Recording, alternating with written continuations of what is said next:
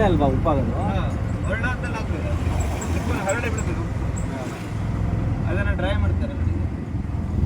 ಅದೀಗ ಯಾವ ಕಡೆ ಹೆಂಗೆ ಹೋಗ್ತಾರೆ? ಇದು ಈಗ ನಾವು ಅವಿನಾಶಿನಿ ನದಿ ಅಂತ ಹೇಳಿದ್ನಲ್ಲ, ಆ ನದಿ ನೀರನ್ನು ಒಳಗಡೆ ತಗೊಳ್ತಾರೆ. ಅಲ್ಲಿದೆ ಅವಿನಾಶಿನಿ ನದಿ, ಇದ್ರ ಆ ಕಡೆ ಇದೆ, ಇದ್ರ ಆ ಕಡೆ ಅವಿನಾಶಿನಿ ನದಿ.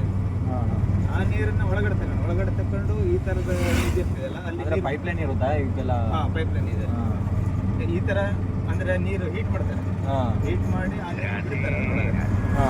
ಬಿಟ್ಟು ಮತ್ತೆ ಡ್ರೈ ಆಗ್ತದೆ, ಎಲ್ಲದರಲ್ಲೆಲ್ಲ ಉಪ್ಪು ಬೆಳೀತದೆ. ಪ್ರತಿ ದಿವಸ ಆಗುತ್ತಾ ಅದು? ಪ್ರತಿದಿನ.